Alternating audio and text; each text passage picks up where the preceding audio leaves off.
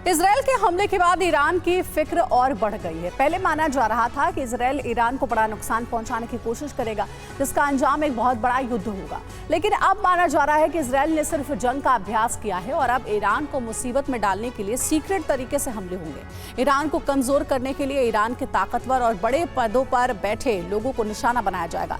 Iran में सभी VVIP की सुरक्षा अब और बढ़ा दी गई है।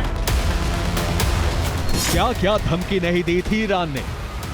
अगर हमला हुआ तो मिसाइल की बरसात कर देंगे, इजराइल को चंद मिनटों में बर्बाद कर देंगे।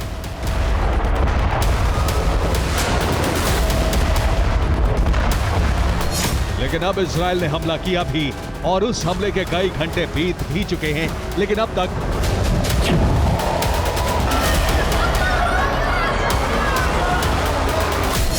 ईरान की तरफ से एक भी जवाबी हमला नहीं हुआ है। ईरान की मिसाइल का जखीरा लॉन्च पॉइंट पर ही है। ईरान ने इजराइल की चुनौती का कोई जवाब नहीं दिया।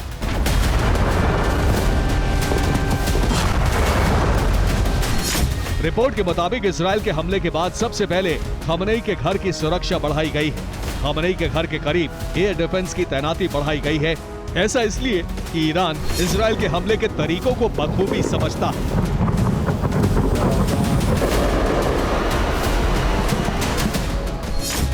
ईरान को अंदेशा है कि अब इजराइल खास ऑपरेशन चला सकता है। इजराइल में सत्ता परिवर्तन की कोशिश हो सकती है। बड़े नेताओं को मारकर ईरान को कमजोर किया जा सकता है।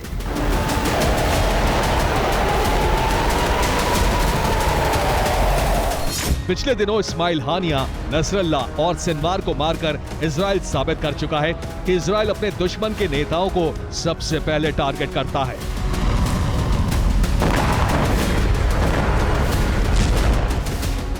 ईरान के साथ भी ऐसा ही हो सकता है। खमनेई नहीं तो अहम पदों पर बैठे लोगों को मारकर ईरान से इंतकाम लिया जा सकता है। इजराइल ने ईरान के सैन्य ठिकानों को निशाना बनाया है, इसलिए माना जा रहा है कि IRGC चीफ हुसैन सलामी इजराइल के टारगेट पर टॉप पर हैं। ईरान के परमाणु कार्यक्रम को कमजोर बनाना भी इजराइल के मिशन का हिस्सा है, इसलिए परमाणु मिशन के चीफ मोहम्मद इस्लामी को भी इजरायली एजेंट खत्म कर सकते हैं। कुद्स फोर्स के चीफ इस्माइल कानी की हत्या की कोशिश तो इजराइल बहुत पहले से कर रहा है। नेशनल इरानियन ऑयल कंपनी के CEO हामिद बुर्द भी इजराइल के टारगेट पर हो सकते हैं।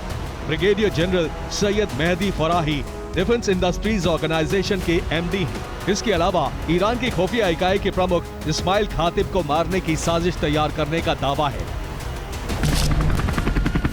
पूर्व राष्ट्रपति इब्राहिम रईसी की रहस्यमय मौत के बाद से ईरान सतर्क है और खमनेई समेत तमाम बड़े नेताओं की सुरक्षा बढ़ा दी गई है। इजराइल ने हमला करके 1 अक्टूबर का जवाब जरूर दिया है, लेकिन इजराइल का मिशन यहीं रुकने वाला नहीं है। इजराइल ईरान को मुसीबत में डालने के लिए कुछ भी कर सकता है।